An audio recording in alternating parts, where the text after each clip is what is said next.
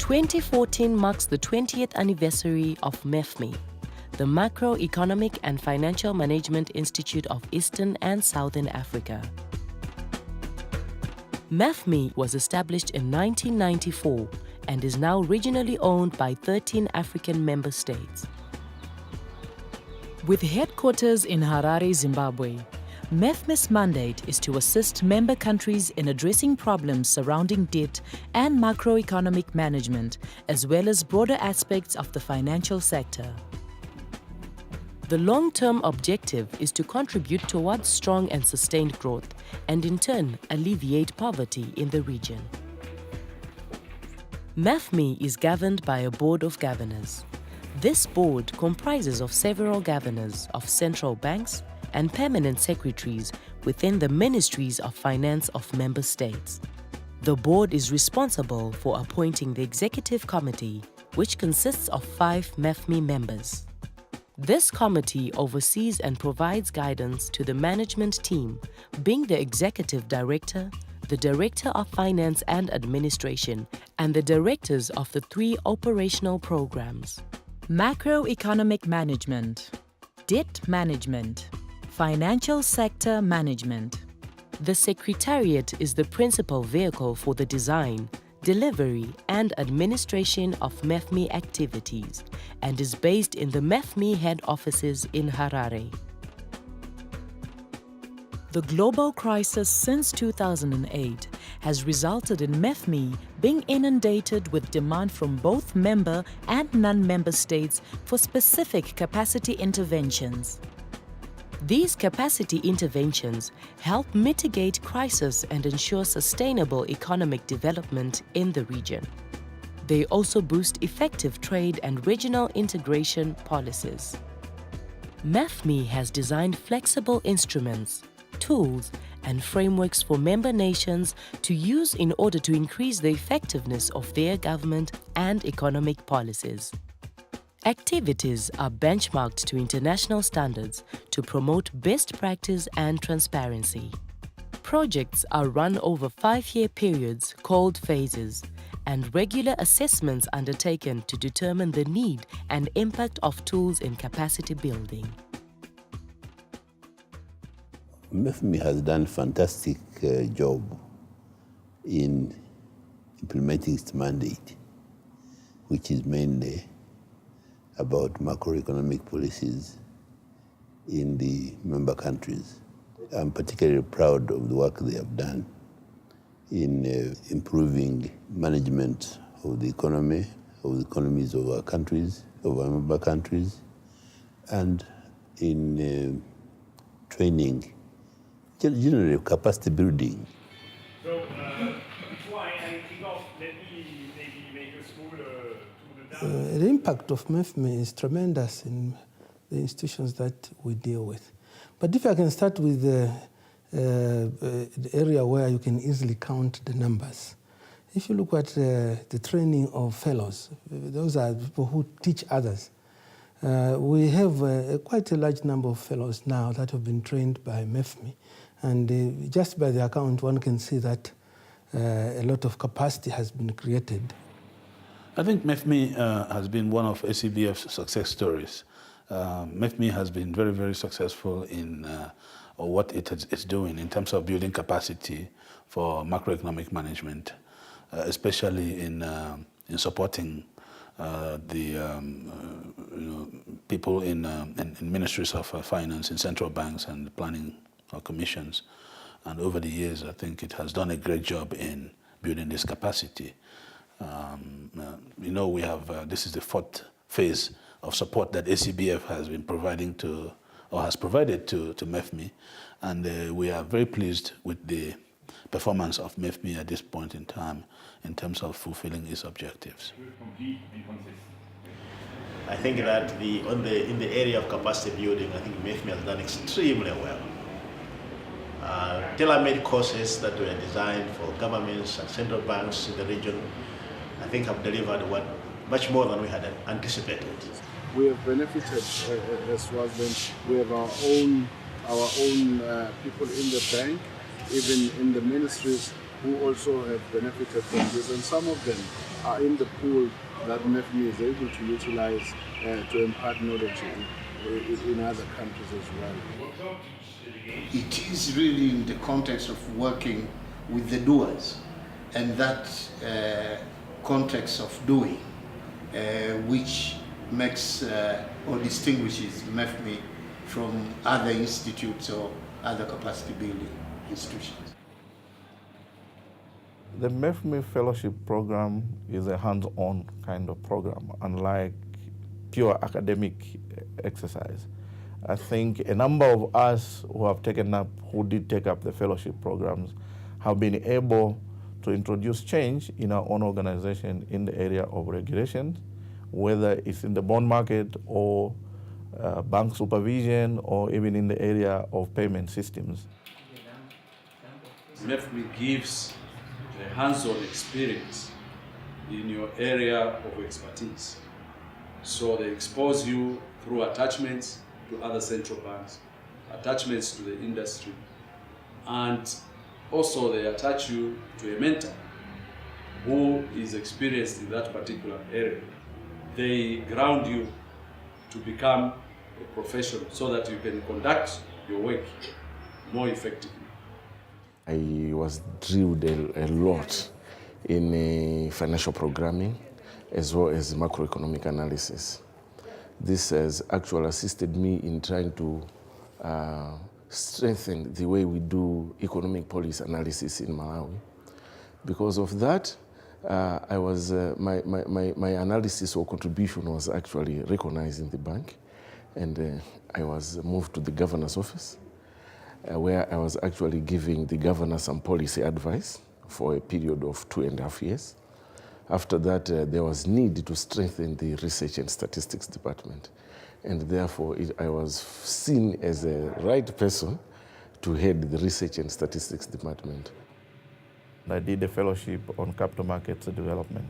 It really helped me, particularly when I was in the financial markets department, in enhancing our operations in the area of government securities, particularly extending the yield curve in Zambia, because at one time we never used to have bonds. But through the experience I gained through my attachments to other debt management areas, we were able to enhance the operations in the bond, or in particular government bond market in Zambia.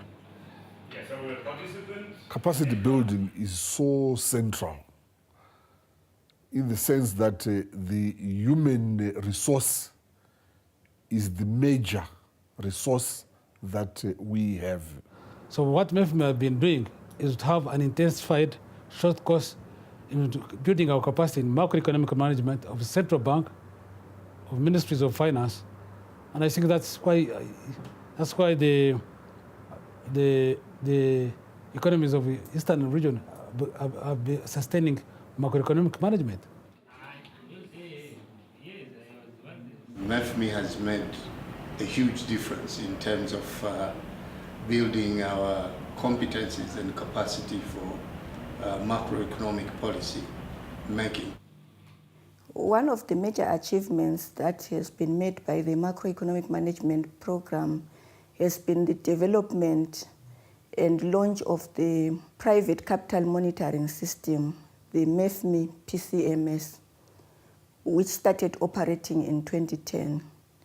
As of August 2014, 8 of the MEFMI countries are using the MEFMI PCMS system. And this system has enabled these countries to collect, monitor, and analyze foreign private capital flows. And even those countries that are not yet on the system, for instance, Zimbabwe and Namibia, they've already made requests for MEFMI to provide technical assistance so that they can collect, monitor, and analyze foreign private capital flows in their countries, which is very critical and is also important for these countries to catch up with dynamics in the capital flow developments worldwide.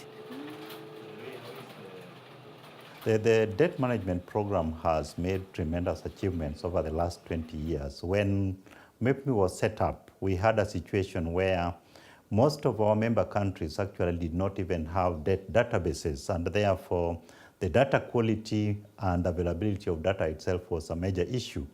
Most countries were covering debt data in manual files, manual registers, but we have gone to a situation where we have moved from that position of having debt data in manual registers to a system where all the debt databases have been computerized, and therefore we have reached a situation where the debt is now available, debt data is available at the press of a button.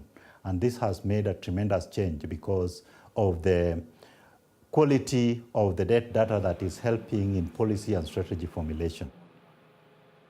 I joined MEFMI as a program officer in the debt management program, specifically dealing with the CHDRMS system and institutional development. So mainly I was focused on countries that use the CHDRMS, the Commonwealth Debt Management System. And we managed to build capacity. I think in the period I was in MEFMI from 2007 to 2012, we managed to expose quite a lot of people on the system. The most outstanding has been, first of all, the capacity debt management. There, I think, if we have issues that have nothing to do with capacity in terms of capacity. We've worked on an in-country event looking at risk management frameworks, but we've also worked in terms of strengthening the macro-prudential supervision frameworks as well. There was an initial stage, and we are soon working on the next stage. In this, our program officers work with regional experts as well as international experts. And what we are trying to seek here is to leverage international best practice to make sure that the local financial sector is more robust going forward. We work with the South African Reserve Bank. We work with Bank of England, Center for Central Banking Studies. We work with the World Bank, RAMP especially, the Reserve Asset Management Program. We work with the BIS, the Bank for International Settlement, the Financial Stability Institute, African Development Bank, and more recently, we find ourselves working with private sector partners. And what RAMP does is the World Bank Treasury has an initiative where it helps countries in terms of managing their foreign exchange reserves. And it's not just an outsourcing of the management, but there's also a capacity building element that's involved. So you find that people from each of the bank treasuries participate in these events, which are well spread globally. And it so happened that there's a partnership with MEFMI, which started quite some time back. MEFMI is one of the few institutions which enjoys a lot of support from member countries. Currently, we are getting financial support for almost to the tune of 70% of our budget. There are very few African institutions of this nature that have enjoyed that level of support. MEFMI has been supported by two sources of funding, member country contributions and cooperating partners' contributions. In the initial stages, cooperating partners made up the majority of the MEFMI budget. But gradually over the years, members have been increasing their contributions. And in 2009 and 2010, they made significant once-off contributions for the purchase of this building, where we are operating as the Secretariat as well as for the extension. MEFMI is grateful to the cooperating partners who've also consistently contributed to MEFMI over the 20 years. These are Sweden, Norway, the African Capacity Building Foundation, ACBF, and also to some extent the Netherlands.